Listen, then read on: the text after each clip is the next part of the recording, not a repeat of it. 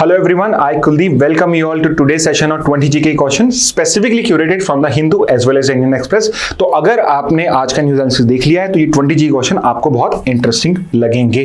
तो let's start with the first question. पहला question है which is the largest US military base in West Asia that was targeted by Iranian missile in June 2025। तो आज हमने जो पहला news item पढ़ा है, पहला इंपॉर्टेंट पॉइंट पढ़ा है वो यही था, आपका अल उदेद एयरबेस जो आपका मेन एयरबेस है यूएस का मिलिट्री बड़ा एयरबेस है आपका कतर के अंदर में, उसको ईरान ने टारगेट किया था और यही आज की सबसे बड़ी इंपॉर्टेंट न्यूज भी थी। तो फर्स्ट का करेक्ट आंसर हो जाएगा बी।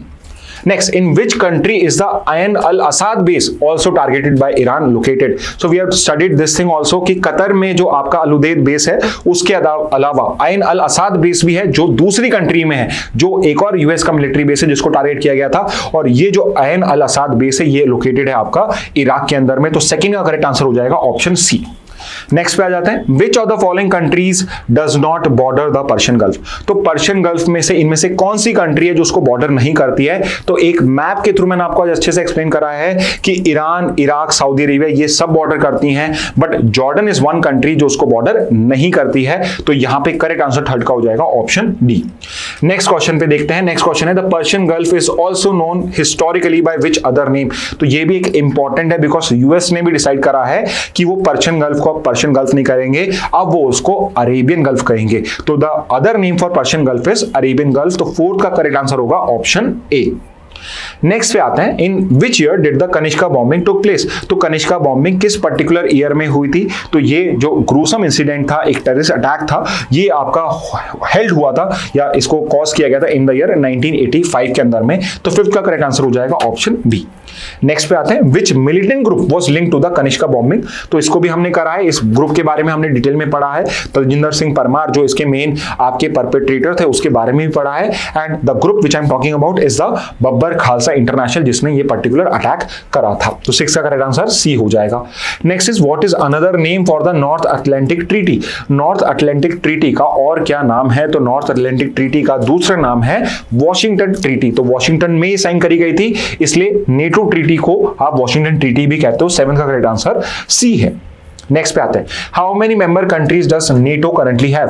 तो नेटो जो है आज से कुछ साल पहले इसमें बस 28 मेंबर्स थे, but recently 4 other members, all 4 European nations have joined this particular group and currently it has a membership of 32 number. Okay, so 8 का करेक्ट आंसर हो जाएगा डी। नेक्स्ट पे आते हैं, what is the core principle of article 5 of NATO? तो सबसे important जो article उसका कोर प्रिंसिपल क्या है? तो उसका कोर प्रिंसिपल है आपका कलेक्टिव डिफेंस। तो 9 का करेक्ट आंसर हो जाएगा ऑप्शन बी। नेक्स्ट पे आते हैं, NATO leaders are expected to endorse a new goal of spending what percentage of GDP on security? तो अब देखिए क्वेश्चन बिल्कुल स्ट्रेट फॉरवर्ड है, जो आज हमने पढ़ा है, जो हमने इंपॉर्टेंट बताया है उसी पे आपसे क्वेश्चन पूछे जा रहे हैं। तो यहां पे यू शुड नो दिस कि अभी जो इंडोर्समेंट हुआ है वो हुआ है कि प्लेज लेंगे ये कि अब आगे जाके अपने 5% ऑफ जीडीपी को ये डिफेंस पे स्पेंड करेंगे। तो 10 का अगेन करेक्ट आंसर हो जाएगा डी। नेक्स्ट पे आ जाते हैं, what are the grounds for the impeachment of जजेस इन इंडिया? तो आज हमने प्रोसेस ऑफ इंपीचमेंट को बहुत डिटेल में कवर करा है एंड उसके अंदर में हमने ग्राउंड्स ऑफ इंपीचमेंट भी करा है, एंड वी नो दिस कि there are only 2 grounds which is one is proven misbehaviour और दूसरा इनकैपेसिटी। तो यहां पे आप देखेंगे ए और बी दोनों ही आंसर है, which means C is going to be the correct answer. तो 11 का करेक्ट आंसर हो जाएगा ऑप्शन सी। नेक्स्ट पे आते हैं, how many Rajya Sabha member of parliaments are required to initiate an impeachment motion? Always read the question properly. Rajya Sabha के MPs कितने होने चाहिए अगर इंपीचमेंट मोशन इंट्रोड्यूस करना है? तो लोकसभा में डिफरेंस है, राज्यसभा में डिफरेंस है। राज्यसभा के अंदर में we required 50 members to basically initiate an impeachment motion. तो 12 का करेक्ट आंसर हो जाएगा A. And what about Lok Sabha? Lok Sabha में कितने चाहिए होते हैं? सो वी नो दिस कि राज्यसभा लोकसभा में डिफरेंस होती है। राज्यसभा में 50 चाहिए होते हैं, लोकसभा में का बड़ा साइज है तो उससे ज्यादा चाहिए होते हैं। तो just double of Rajya Sabha requirement is in the Lok Sabha. तो राज्यसभा में 50 और लोकसभा के अंदर में 100 मेंबर्स की रिक्वायरमेंट होती है to pass an impeachment, not pass, to even initiate an impeachment motion. तो 13 का करेक्ट आंसर हो जाएगा ऑप्शन सी। नेक्स्ट पे आते हैं, who was the first Supreme Court जज against whom an impeachment motion was moved? तो ये भी हमने करा है कि कौन से पहले जज थे जिनके अगेंस्ट में इंपीचमेंट मोशन भी इंट्रोड्यूस करा गया हो। तो ये चारों जजेस है जिनके अगेंस्ट में, एक के अगेंस्ट में ट्राई करा जा रहा है, बाकी 3 की जगह में केस में इंपीचमेंट मोशन इंट्रोड्यूस किया गया था। बट पहली बार जो इंपीचमेंट मोशन इंट्रोड्यूस किया गया था वो किया गया था in case of justice V Ramaswamy. तो 14 का करेक्ट आंसर हो जाएगा ऑप्शन बी।